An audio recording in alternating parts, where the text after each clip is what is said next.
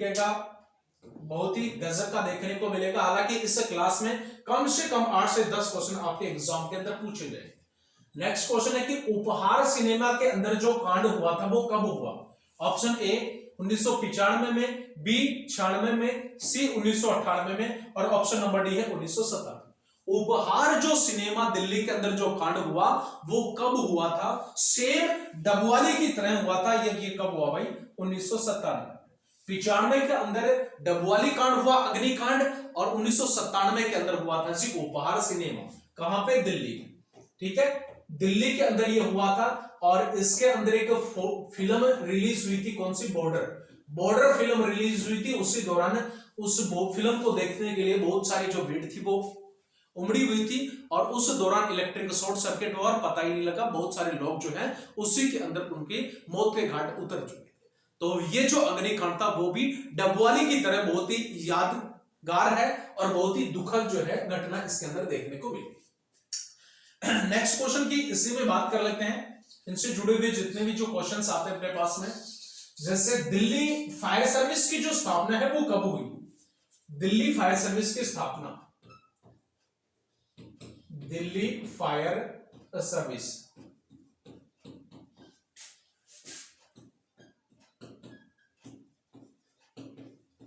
इसकी जो स्थापना है वो कब हुई थी भाई? दिल्ली फायर सर्विस की स्थापना हुई थी 1944 में, और पहली बार फायर की जो ट्रेनिंग है वो इसके अंदर देना शुरू किया गया था 1965 के अंदर। क्लियर है? अगर बात करें बंबई के बारे में, बंबई फायर सर्विस की स्थापना कब हुई? तो 1803 में। अगर हम बात कर ले मद्रास के बारे में, मद्रास की बात करें तो 1822 के अंदर। कलकत्ता के एग्जाम के अंदर पूछ ले तो 1908 के अंदर स्थापना हुई थी। इसी के साथ में दिल्ली की हमने लिख दी 1944 के अंदर। NFSC नेशनल फायर सर्विस जो कॉलेज है उसकी स्थापना हुई थी 1956 के अंदर। ठीक है, एकमात्र गवर्नमेंट फायर कॉलेज नागपुर के अंदर ये जो है वो स्थापित है।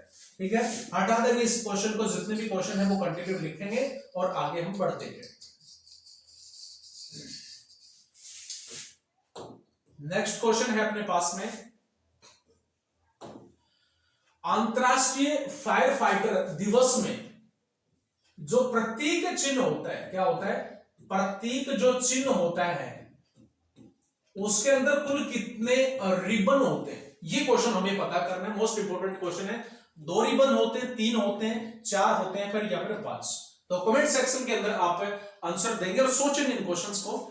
इंटरनेशनल यानी कि अंतरराष्ट्रीय जो फायर फाइटर डे है वो कब मनाया जाता है? सबसे पहले इंटरनेशनल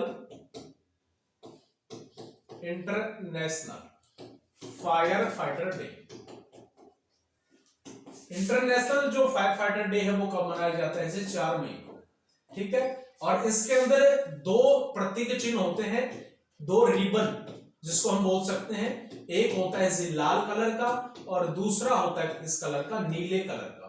नीले कलर का लाल जो है वो किसको? आग को दर्शाने का काम करेगा, और नीला जो है वो किसको?